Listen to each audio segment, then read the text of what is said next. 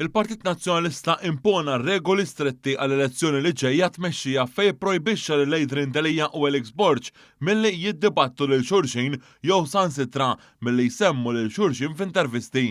Persuna mitla tad-Dar Ċentrali qalet lil One News li din id-deċiżjoni estrema hi intenzjonata li taħbi l-qasma enormi li hemm bejn Delija u Borg. Skont ir-regoli stabbiliti mill-Kummissjoni Elettorali Nazzjonalista, Borg u Delija se jitħallew jiġu intervistati mill-midja tal-Partit Nazzjonalista biss la darba tibda uffiċjalment il-kampanja. Delija u Borg se jitħallew jaċċettaw intervisti minn kmamar tal-aħbarijiet oħrajn minn barra n-nett la darba ikun għaddej il-proċess intern ta' due diligence. Iżda il-partiċipazzjoni se tkun suġġetta għall-linji gwida mill-aktar estremi fosthom li l-Partit Nazzjonalista irid jagħti permess minn qabel għall-intervisti ma' Delija u Borg li jkunu se jsiru fuq pjattaformi tal-medja indipendenti. Delija u Borg mhux se jitħallew jaċċettaw intervisti fuq il-One jew pjattaformi tal-medja oħrajn li l-Partit Nazzjonalista ma japprovax u ma jista' jsir ebda dibattitu bejn Borg u Delija nfushom. Dan filwaqt li l-kandidati għandhom jinformaw immedjatament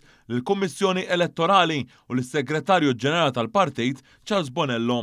La Borg u lanqas Delija ma jistgħu jirreferu għal xulxin u sansitra lanqas il-preżentatur ma jista' jagħmel xi referenza għal kandidat prospettiv ieħor. Meta kien hemm l-elezzjoni għat-tmexxija nazzjonalista bejn Adrian Delija u Chris Said, il-Partit Nazzjonalista dakinhar kien ippermetta li jsir dibattitu bejniethom. Iżda llum il-Partit Nazzjonalista għażel mod ieħor u dan quddiem il-ġlied kbir li hemm bejn Delija u Borg fejn wieħed qed jakkuża lil ieħor bit-tradiment.